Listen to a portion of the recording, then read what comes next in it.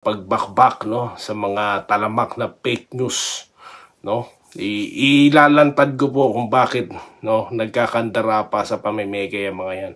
Sa susunod na content abangan nyo no. I-expose ko yung mga yan kung bakit talamak ang mga fake news Dito nyo lang po mapapanood yan, promise. Dito lang po sa Doy TV Sports at Tay Enrica YouTube channel. Malapit na po mag 10K subscribers no. Okay.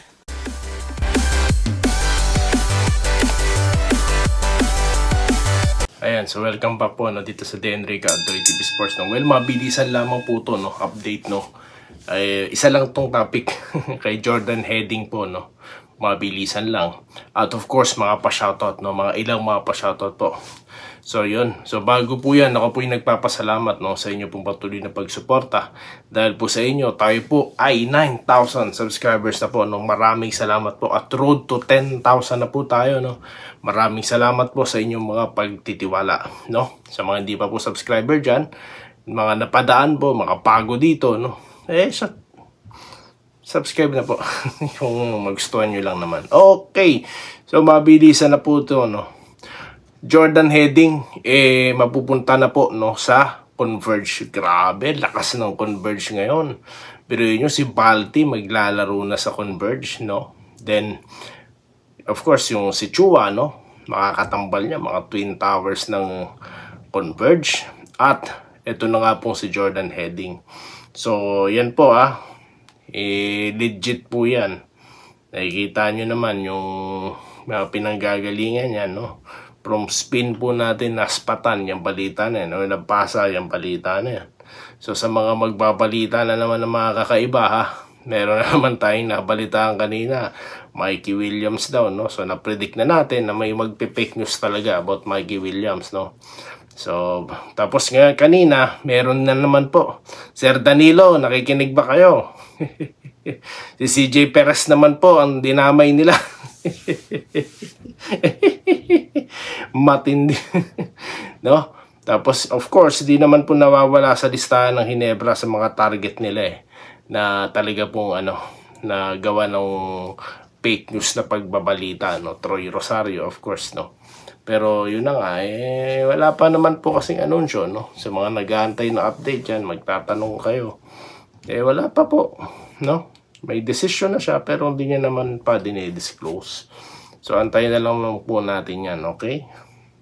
So kanina tinapik din po natin si Justin Brownlee no, dahil may mga nagkakalat na naman po no ng mga impormasyon na papalitan na daw siya.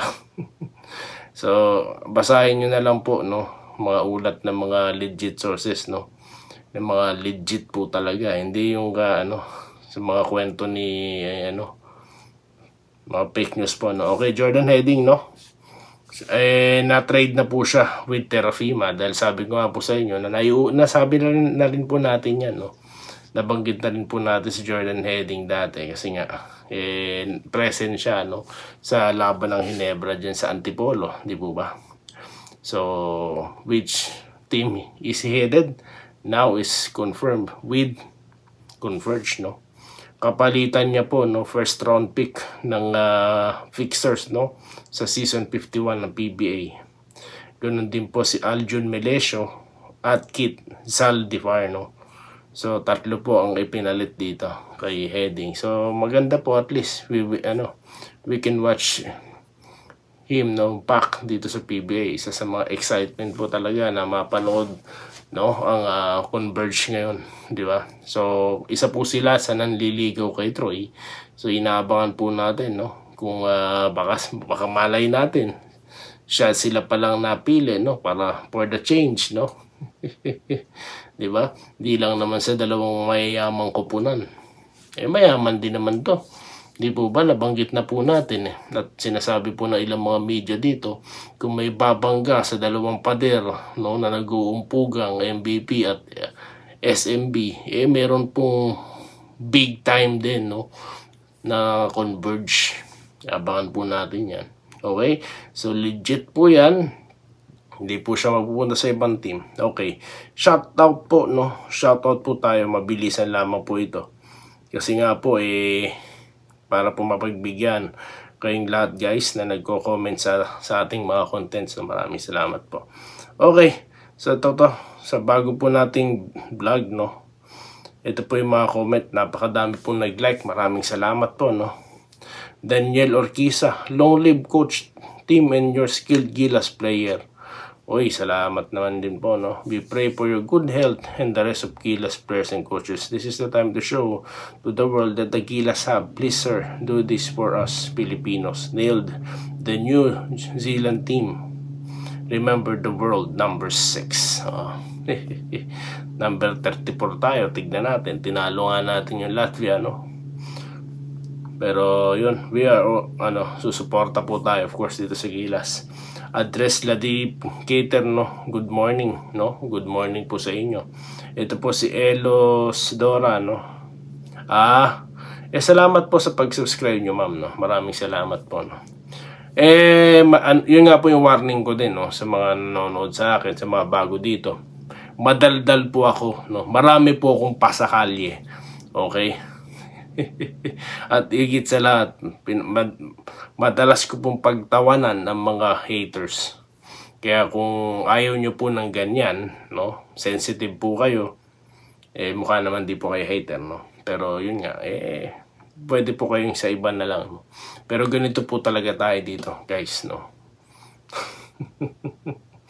To all Gilas players and coaches, remember the number 6, just like remembering the Yultong battle where the underdog ba, si Sir Daniel, malulupit pumalitan niyang binibitawan, ha.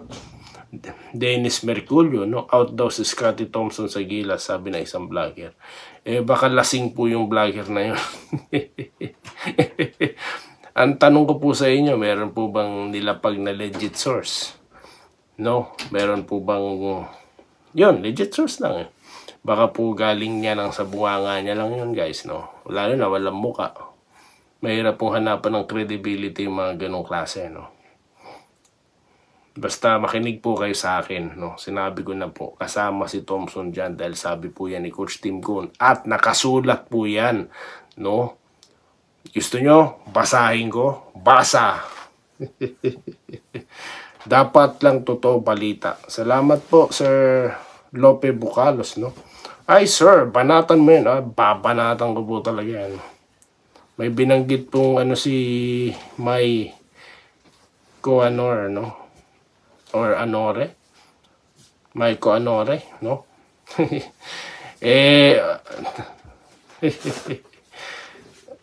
May nabasa rin po ako niyan, no? Sa vlogger na yan, na ganun. Kaya sabi ko nga, ano ba naman yan? Anyway, Minerva Java, okay lang po kayo, sir, kasi totoo at nire-research nyo ang sinasabi nyo. Opo, ma'am, naglalaan po ako ng minuto, no, para magpasa ng legit sources, no. Kaya ni-record ko na lang para ma-share ko din sa inyo kung paano, no. Dami po nagpa-pop up, no. Lalabas yung mga yun, Inquirer, Rappler, no. Yung mga, spin, no. Tapos, ano pa ba? Yung TV5, di ba? Minsan nga, ABS-CBN, GMA, di ba?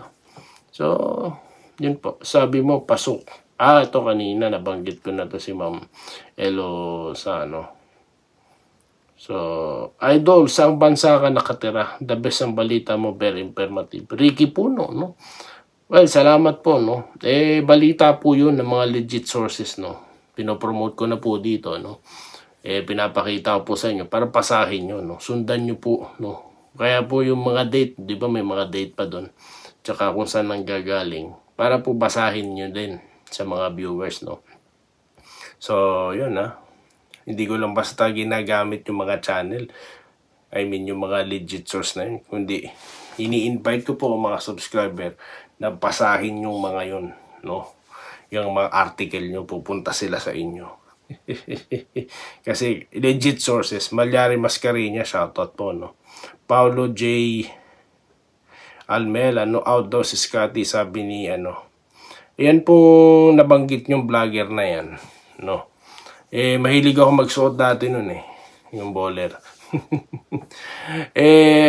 May mga nababasa akong mga content niya, no. Hindi ko pinapanood talaga. Sa totoo lang, di po ako nanonood ng mga masyadong eto na naman ang mga update! Yung mga ganon, yung mga, eto na mga kababa, mga ganon. Hindi ako nanonood ng mga ganon, napaka-exagerado, no? Kaya dito po mukha ko lang mapapanood yun. Wala na po kayong choice.